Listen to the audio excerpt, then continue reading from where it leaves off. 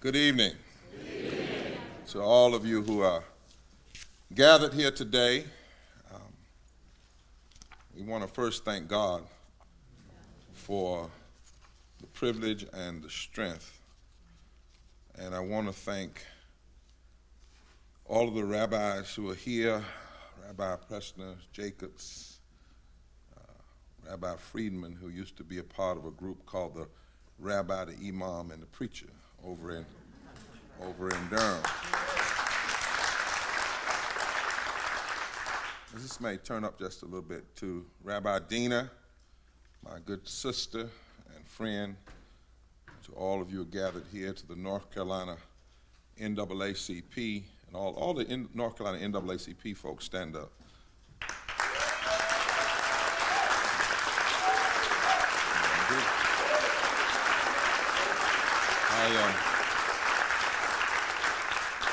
I wanted to do that deliberately for the cameras because I want you to know we're not all black, but we are all black.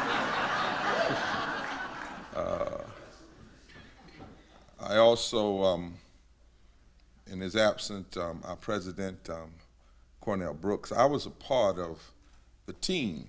I chair the Political Action Committee, and the NAACP is kind of like most of our organizations, and there would not have been a journey for justice if we'd not worked it through our structure. And so I was a part of the team as chair of political action that helped work that through the structure that we might be able to go from Selma to Washington, D.C. And I want to also say tonight that even before that, when more than every year we've had the Moral March to Raleigh, the HKOJ People's Assembly, our Jewish brothers and sisters have been right there since 2007. And in 2014, when 80,000 people showed up, the biggest march for civil rights since Selma, the rabbis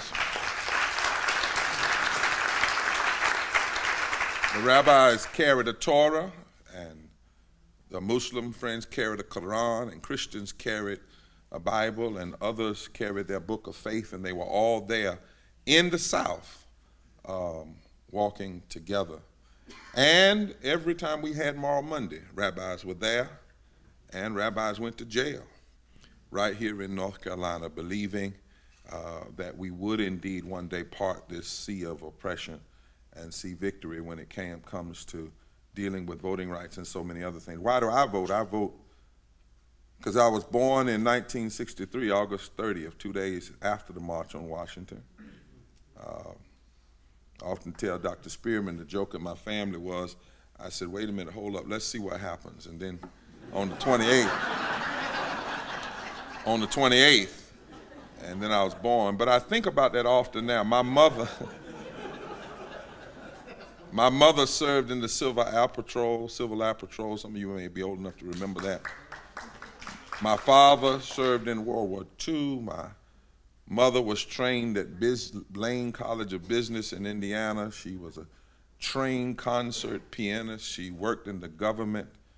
My father had 2 master's degrees by 1963 and was working on his doctoral degree, was pastoring a church in a predominantly white denomination. And yet, in his home state of North Carolina, he didn't have protected voting rights. In fact, in America, because the Voting Rights Act had not yet been signed. In fact, the Civil Rights Act had not yet been signed. And so whenever people attempt to undo the Voting Rights Act, I take that quite personally. Because to me, that's like going down to my father's grave or my son's grandfather's grave and desecrating it and dismissing the struggle. In fact, that's what I wanted to do, Rabbi Pressner. I wanted to just add, like the Talmud does. The Talmud, it kind of adds to the text. Y'all didn't think I knew that, did you?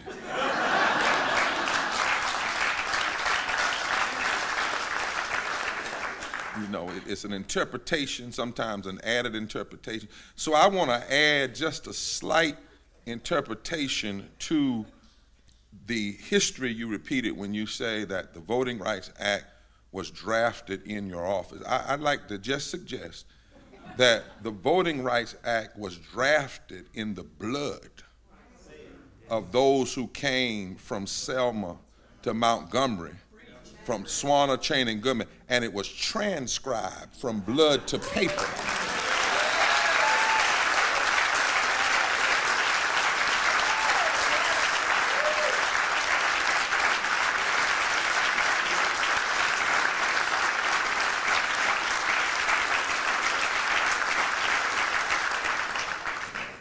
If anything happened in that office, you heard the blood crying from the ground, and you transcribed that echo and turned it into a living document. I want to take this text for a moment, but it's Old Testament, and so I'm a little leery with all these rabbis.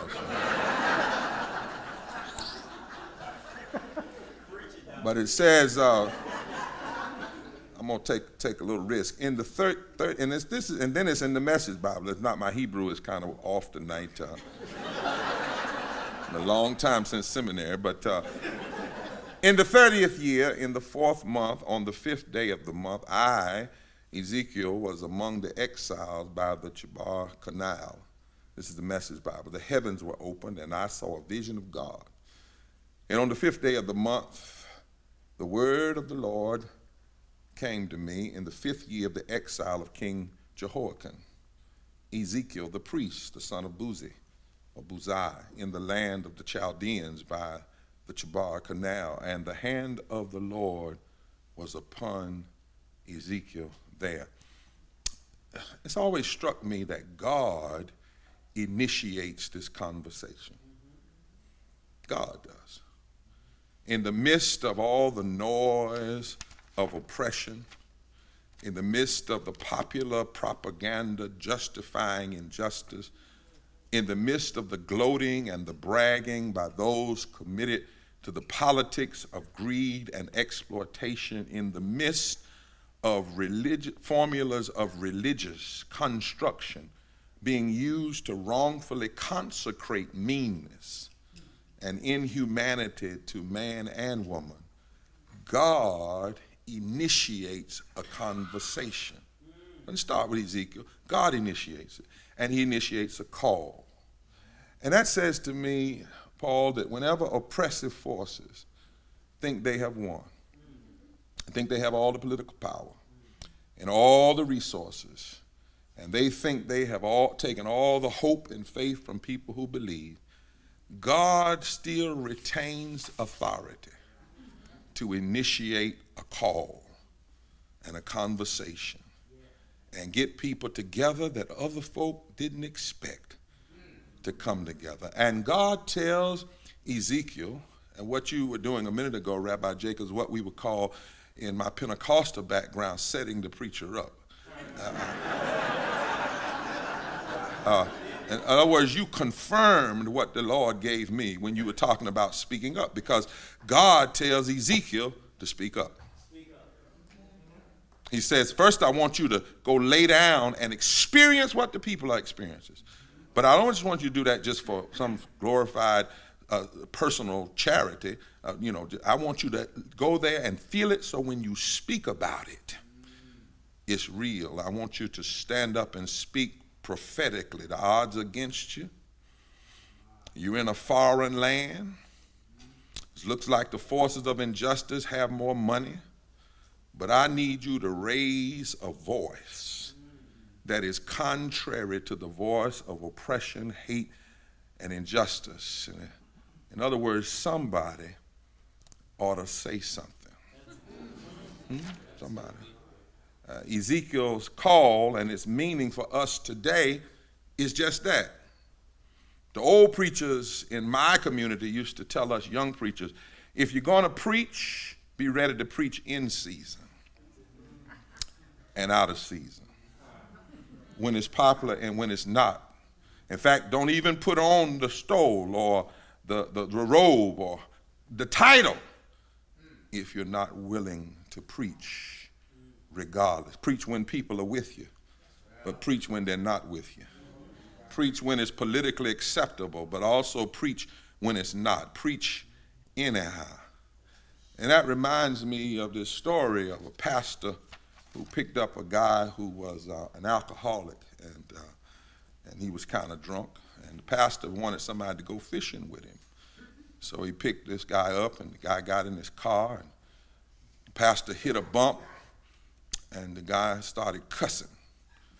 So-and-so bumped so-and-so. I can't say those words in the synagogue, but and the pastor said, no, don't say that. Don't say that. This is a holy car. This is an anointed car. You can't talk like that in this car. The guy said, what? He said, you can't talk like that. He said, all right. So they got to the river and took out the fishing poles and the rods and the reels and baited them and commenced to fish. And after about 15 minutes, the pastor got a bite. And I mean, it was a bite. I mean, it was probably a great big old bass, and it bit and yanked his pole, and he said, oh my God, the Lord is blessing me today. And he began to reel and began to set his hook and reel it in, and the drunk guy said, come on, pastor, bring it in. He got it in, and he got that fish all the way right out to the bank. He could see the silhouette of it. He could imagine the fried cornbread and fish. He could almost smell it. And that fish came out of the water, looked at him, shook his head, and shook that hook out and went on back in the water. And the pastor sat there for a minute, and he sat there for a minute, and the drunk guy looked at him, and he sat there. He said, the drunk guy said, why are you just sitting there? He said, well, somebody ought to say something. In other words, I can't cuss, but somebody ought to. Well, God said to Ezekiel, somebody ought to say something. In fact, Ezekiel says, I heard the voice, the Spirit entered me and put me on my feet. He said, I need you to say something. Now they're rebellious, the folk you need to talk to about justice. They're rebellious, and they may not listen, but I still need you to speak. Don't be afraid of them. Don't be afraid of them at all. They are rebels. They will try to continue to create injustice. But your job is to speak to them. And whether they listen to you or not, they will know that there have been a prophet among them. Say nothing is what some people tell us. I get critics all the time. Why don't you just go back into church and be a preacher? I'll go back into church and be a preacher when you stop being a crooked politician. That's when I go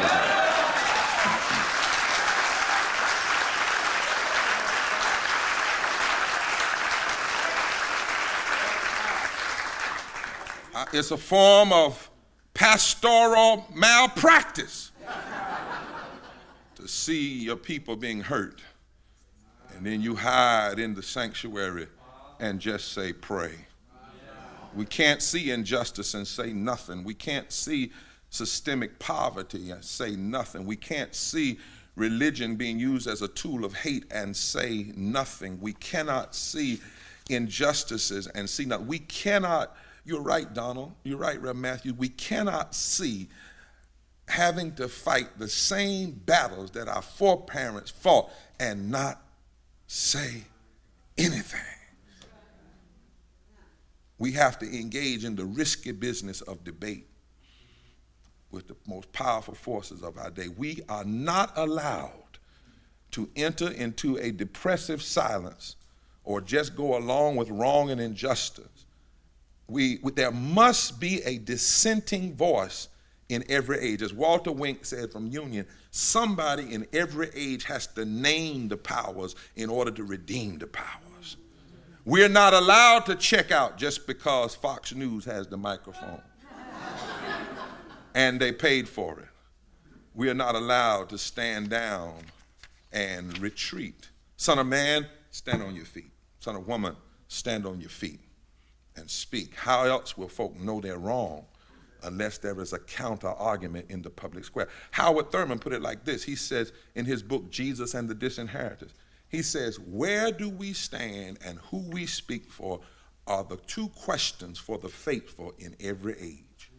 Where do you stand? Particularly when it comes to the disenfranchised.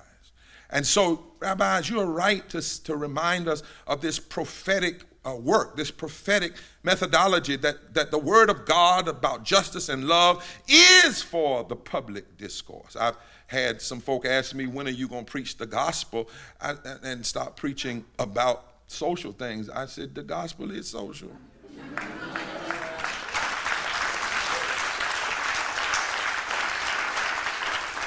When Jesus quoted Isaiah in his first sermon, not his last sermon, in his first sermon, our New Testament tells us that Jesus rolled through all the Torah, rolled through all the prophetic language. Where did he stop? Isaiah 61. Part of it from Isaiah 58, little taste from Isaiah 59, little taste from Isaiah 60, rolled it down, didn't have an index. The word opened the word, I guess, and he said, the Spirit of the Lord is upon me, for he hath anointed me to preach good news to the poor, just like Isaiah said in his day.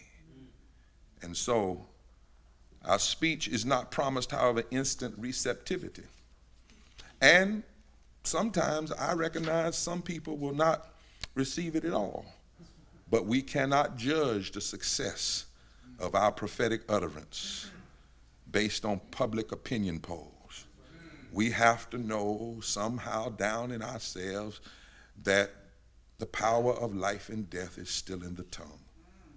In fact, when Ezekiel was speaking this, the context is you got to go to Ezekiel 22. I'm trying to lay a foundation for a second. It said, and the word of the Lord came to me, this is Ezekiel 22, son of man. He says, say to thou art not clean. And then he says, her priests have violated my law and have profaned my holy things. They have put no difference between the holy and the profane. The priests are just going along with whatever the crooked politicians say. This is what the context Ezekiel was in. Then he said, her princes in the midst thereof, your rulers, your politicians, have become like wolves, ravening the prey, shedding blood, destroying souls, taking dishonest gain. Your prophets have daubed themselves with untempered mortar, and the people of the land have used oppression, exercised robbery, and have vexed the poor and the needy, and have oppressed the immigrant. And God said, in the midst of that, when you got this priest misusing religion in the service of hate, consecrating or attempting to consecrate the unholy activity of politicians who are not acting like human beings but are acting like wolves. This is your text. That are acting, that are literally acting like wolves in the sense that they use their political power to devour and eat the poor and eat the widows and refuse the immigrant and undermine equality. God then said to Ezekiel in Ezekiel 22, I look for somebody that would stand in the gap and challenge what is going on. And when I hear this call from Ezekiel, I also hear Rabbi Heschel. When Rabbi Heschel said, there is no limit to concern one must feel for the suffering of human beings. He said that indifference to evil is worse than evil itself. He said that in a free society, some are guilty, but all are responsible. Then he went on to say, he said this, he said, for many of us, the march from Selma to Montgomery was about protest and prayer. Legs are not lips, and walking is not kneeling, yet our legs uttered songs. Even without words, our march was worship. And he said, I felt as though my legs were praying. Now that's the theological foundation. In my tradition, you have to lay a theological, if you're going to talk morally in the public square, you have to first lay a foundation from your theology, from your sacred text. And upon that foundation, it gives me a place to stand now to say we must tell the truth about the attacks on voting rights. Here's the truth that ought to make us shudder, but in the midst of it, we ought to hear that call to stand up. We have right now less voting rights protection than the day after August 6, 1965. Just let that settle for a minute.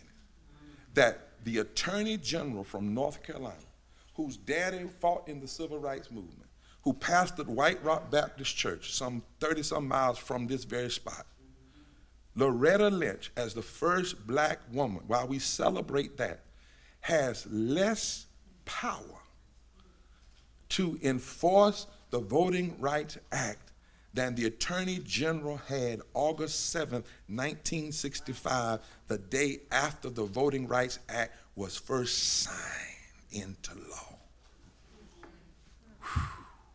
And it doesn't have to be that way, because when the Shelby decision came down June 25, 2013, a day that will live in infamy,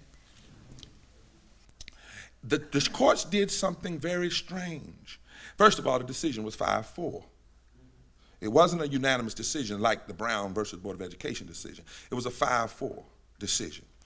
And then they struck down Section 4, which is the formula that tells, that decides if your state will be covered. Now, you do know that after the Voting Rights Act was passed, any state could have been released from the Voting Rights Act, the coverage, if they could have not discriminated for 10 years. Y'all didn't hear what I said. All you had to do was just not discriminate for 10 years. And you would no longer be required, you could opt out. But no state, even under Democrats or Republicans, didn't matter, was ever in the South, because that's where the Voting Rights Act preclearance mostly covers, in the South, none of them could resist the taste of discrimination for 10 years. So Section 4 says basically the formula is no longer relevant, and that meant that Section 5 now cannot be implemented. And Section 5 was pre-clearance. Let me teach pre-clearance. We need to understand that pre-clearance. The day after Shelby, the Congress could have fixed it. The 15th Amendment says the Congress must ensure voting rights. So when the Supreme Court threw it to the Congress, they didn't just throw out the Voting Rights Act, they threw it to the Congress. I wonder why they would throw it to the Congress. Could it be that this Congress can't get anything done? Could it be that they knew it could be held up? So they threw it to the Congress. June 14th, the Congress could have fixed it. June 15th, the Congress could have fixed it. But instead, the Congress has allowed the Voting Rights Act, Section 4 provision to go unfixed. I don't have my watch here with me tonight, but when I stopped counting, they had allowed it to go unfixed for more than 1,100 days. Now let's put this, my Jewish friends are good on history. Let's put this in context. Strom Thurmond only filibustered the 1957 Civil Rights Act for 24 hours and 30 minutes. Boehner, Ryan, and McConnell have engaged in a filibuster more than 1,000 days longer than Strom Thurmond. Now, they haven't used Strom Thurmond's tone, but you don't know if somebody's racist by their tone. You better look at the trajectory of their policy, because they may be very smooth.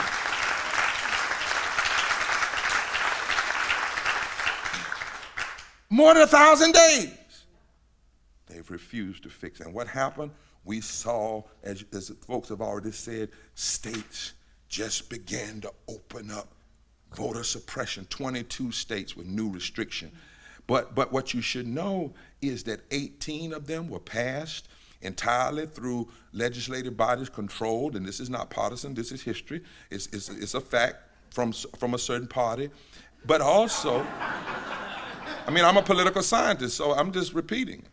That's why I also said earlier that we also had to fight Democrats, because when it comes to voting rights, let me tell you something, you're going to have to fight everybody. It's not any one party. Yeah. Race was a significant factor in 11 states. And you know what those 11 states had in common where they rolled back voting rights? The highest African-American turnout in history. There's a correlation. There's a correlation. And 12 of the states had the largest Hispanic population growth where they made it. And two-thirds of the states where you saw voter restriction were previously covered in part or in whole by Section 5. By Section 5. And you cannot miss, I know, yes, there's some restriction going on in Ohio and Wisconsin and all those other places, but let me tell y'all something, brother. What we got to understand, and we got to understand what Rabbi Heschel understood, that really the voting rights restrictions that have happened since Shelby are about the South. I know I wasn't going to get an amen, so I'm going to have to prove this. You see, it ain't about northern Israel. Sometimes you really want to shut down something, you got to shut down southern Judah. Because the South has always been the place that has shifted America's history. Now, you had migration of blacks in other places, or now you have Latinos, which is why Mexico gets fitted in and some of the other places because of the Latino vote, because of the brown vote. But ultimately, the fight for voter suppression is in the South. Why? Because, my brothers and sisters, if you control the 11 southern states, the 11 former Confederate states, North Carolina, South Carolina, Alabama, Mississippi, Georgia, Florida, Louisiana, and Texas, and Tennessee, if you control the 11 southern states, you control 22 U.S. Senate seats, which means you only need 4 U.S. Senate seats to control the U.S. Senate from the other 39 states. If you control the 11 southern states, you control 31% of the U.S. House of Representatives, which means you only need 20% from the other 39 states to control the U.S. House of Representatives. If you control the 11 southern states, you control 162 electoral votes, which means you only need 108 electoral votes from all the other 39 states combined. Make no mistake about it. This is a southern strategy that has existed ever since George Wallace stopped saying the N-word. He did. He stopped saying the N-word, but he didn't stop being a racist. Kevin Phillips told him in 1964, you can't win using the N-word like you did in 54. You have to change what you say. You can't even win like you won in 1962. So we're going to come up with new language for racism. It sounds like this: entitlement reform, states' rights. Then you get really abstract, tax cuts. And it doesn't sound racist. When the people who we have had to sue in this state push through this voter suppression law in North Carolina, by the way, which is the worst voter suppression in the country. Because why? If they could have won in a so-called moderate southern state, then it pours water on the hopes of any of the other states in the Deep South. That's what that was about. We were the testing ground. They never sat in those rooms and said the N-word. They never sat in those rooms and said something. In fact, they named the bill the Voter Integrity Bill. They passed the photo ID portion of it and then said it was common sense because they wanted the media to call it a photo ID bill. They did not want the media to call it a voter suppression bill. You knew exactly what they were doing. You don't talk racist no anymore. There's a book called Racism Without Racism. It said if you don't understand the lexicon of the Southern strategy, you will never really get at racism.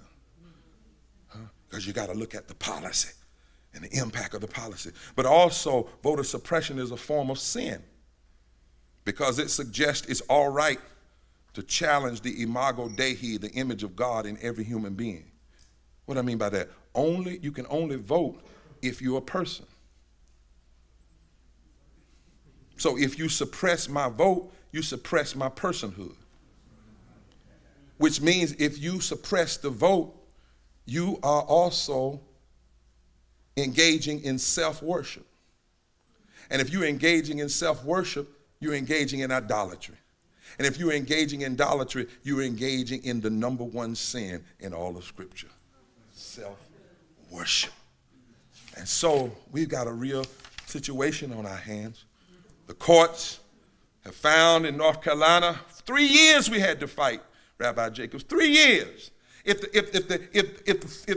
Section 5 of the Voting Rights Act had been in place, none of these laws would have made it through preclearance. None of them.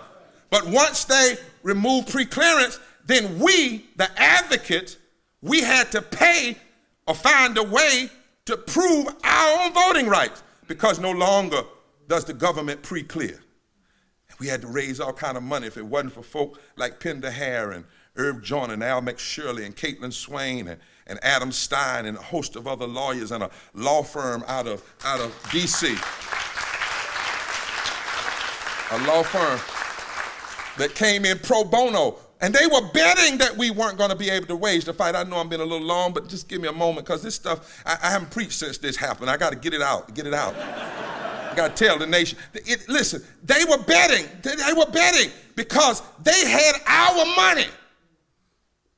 They waged this battle against our voting rights with our money.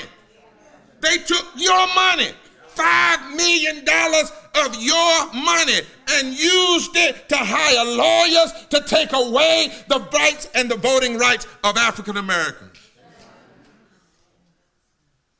and Latinos and students. And all we had is a bunch of volunteers. Right, Carolyn? All volunteers.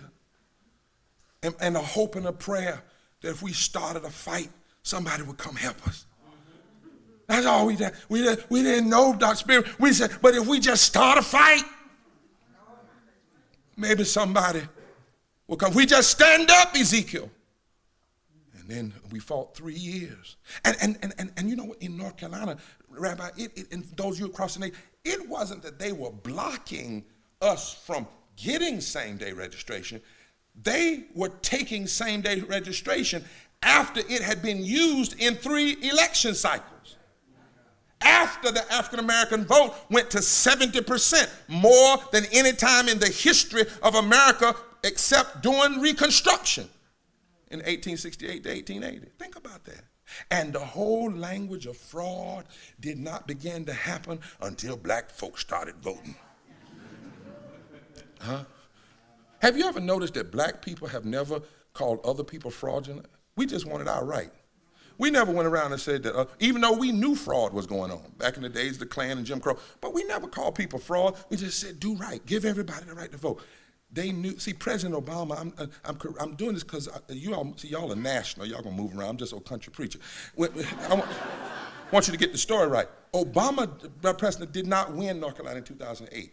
He did not. I know what they said on CNN, but they don't report stuff right down here in the South. He lost on election day. He won doing same-day registration and early voting. And the NAACP and our 200 and some moral money partner, we did something called the Forward Together Moral March to the Polls. And I never forget, one of the interviewers asked me, said, will a lot of blue or red show up at the polls? I said, I don't know, but I just want to make sure the black gets there. And we did. And more than 1 million African Americans and Latinos showed up in early voting. And thus he lost. If we had only had election on election day, he would have lost. And folk know that. And so immediately they began a campaign.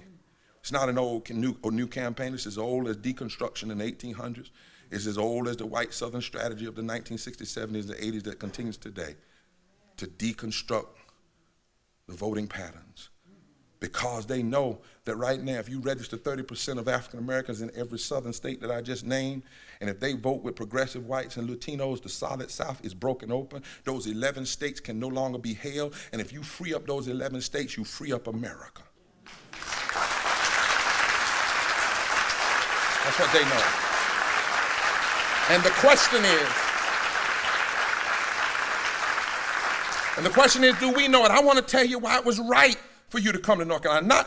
Not to highlight North Carolina, but your instincts were right. If we're going to have a campaign, we must start in the South. I'll be through in just a second, sister.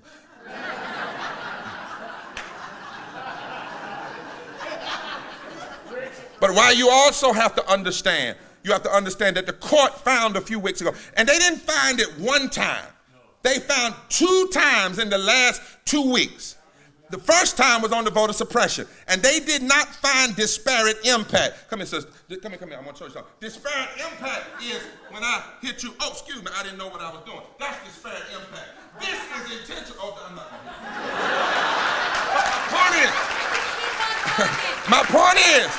My point is, the court said this was intentional.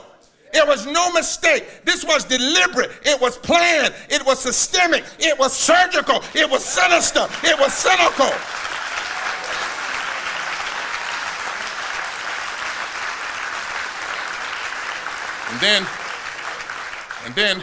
And then Donald Trump came along a few weeks ago and said, well, this is going to cause all this fraud.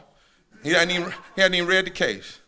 And then they started saying, well, these are Democratic judges. In other words, that the Democratic judges engaged in contempt of their own court. In other words, and that's called Trumpitis, when you do wrong and then you blame somebody else for what you say out your own mouth. That's what that is.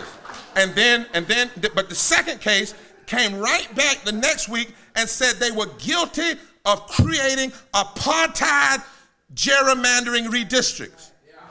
In other words, how did we get a supermajority in North Carolina who could pass this voter suppression law? Well, first, they set it up in 2010 by passing the worst redistricting plan we've seen since the 19th century. They stacked and packed 49% of black voters into 19 out of 50 Senate seats and 51% of black voters into about 50 out of 120 House seats. They stacked and packed. It's called bleaching and packing. In other words, they put more blacks in a district than were necessary to fulfill the requirement of the Voting Rights Act. Why? Because they did not want blacks and Jews and whites and Latinos and other folk to get together and form fusion coalitions. And the courts said last week that was deliberate. And what can they say now? Because one of those judges who voted unanimously was appointed by a Republican. But the point I'm trying to make, my friends, is this is not tiddlywinks. Let me close here. In South Africa, they used to say, when things got real tough, only a dying mule kicks the hardest. All of this voter suppression is because they're scared of you and me getting together. It's because of your power. And because it's the last ditch effort to hold on to the solid South. It's a last ditch effort to control these southern states and a few others, but these southern states. And people are afraid. And it's connected to a racialized narrative and a class narrative about who deserves what. And that's why in voting patterns, you can trace this, that the same people who are against public education, who vote against the LGBT community, who vote against ending gun proliferation, who vote against raising a living wage, who vote against health care, who vote against immigrant rights, who vote against Muslims, are the same people who vote against voting rights. So the battle for voting rights is literally a battle for the heart and the soul of the democracy. And my brothers, we are in a serious moral crisis when politicians will welcome, some politicians welcome clergy who are loud on the issue of stopping a woman's right to choose, loud on the issue of prayer in the school, loud on the issue of homosexuality, but they don't say nothing when it comes to systemic poverty and systemic racism and voter suppression and the denial of health care and criminal justice reform and racism and raising a living wage. The truth is, we got an extreme agenda afoot, but it can't have the last word. Ezekiel, stand up and speak up. Somebody has to stand up and say it doesn't matter what party is in power or who has the supermajority. There are some things that transcend political majority and mere majority politics and the categories of liberal versus conservative. There's some things that have to be challenged because there's injustice in the land. And at least they will know there have been a prophet among you. But then Ezekiel, like a good old gospel preacher, doesn't end with just there'll be a prophet among you. If you keep reading, Ezekiel over in Ezekiel 37 says something will happen if you speak. Ezekiel says there's some dry bones. Can I have this mic? There's some dry bones that are laying around. Can I have this mic? There's some dry bones that are laying around. And in the Message Bible, it says, God grabbed me, took me up, set me down in the middle of these bones and had me look at them and said, they're bleached and they look like they can't live. Son of man, can these bones live? He said, I don't know. God says, start talking what I tell you to talk. Get Brother Pessner down here to talk like I tell him to talk. Get Rabbi Jacob to talk like I tell him to talk. Get Rabbi Denner to talk like I tell him. Don't worry about the bones, because let me tell you something, Ezekiel, what you don't know is bones that are dry still have ears. Lord have mercy. And bones that are dry can hear.